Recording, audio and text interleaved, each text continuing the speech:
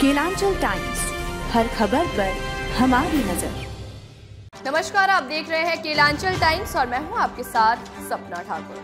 रुक करते हैं आज की बड़ी खबर की ओर। इजरायल हमास के बीच जारी जंग में अब तक 306 इजरायली सैनिकों की मौत हो चुकी है। इजरायल डिफेंस फोर्स के प्रवक्ता डेनियल हगारी ने गुरुवार को कहा कि गाजा में हमास ने कम से कम 203 लोगों को बंधक बनाकर रखा हुआ है और इसकी सूचना बंधकों के परिवार को दे दी गई है। तो वहीं IDF ने ये भी घोषणा की है कि 7 अक्टूबर को हमास से युद्ध शुरू होने के बाद से अब तक 306 सैनिक मारे गए हैं।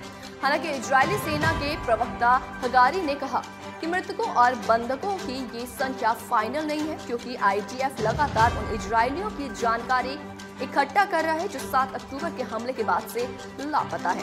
उन्होंने कहा कि कुछ मामलों में परिवारों को सूचित किया गया था कि सेना को पूरे विश्वास के साथ संदेह है कि उन्हें हमास ने पकड़ रखा है, लेकिन अन्य मामलों में सेना को कम ही विश्वास है कि वे बंधक होंगे। दरअसल हमास के आतंकवादियों के इजरायल में घुसने और इजरायल पर ताबड़तोड़ रॉकेट बरसाने और साथ ही प्रधानमंत्री बेंजामिन नेतन्याहू द्वारा हमास को खत्म करने की कसम खाने के बाद से गाजा का युद्ध घातक हो गया है। दोनों ओर से मरने वालों की संख्या में लगातार इजाफा हो रहा है। इतना ही नहीं, इजरायल और हमास की ओर से ताबड़तोड़ बम वर्षा हो रही है।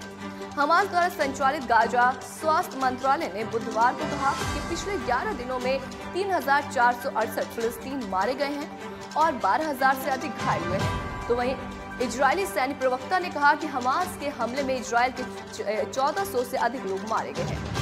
इस बीच समाचार एजेंसी की रिपोर्ट के मुताबिक दक्षिणी गाजा शहर में एक घर पर हवाई हमला हुआ, जिसमें 7 छोटे बच्चों की मौत हो गई। स्थानीय लोगों और डॉक्टर के हवाले से एजेंसी ने ये खबर दी।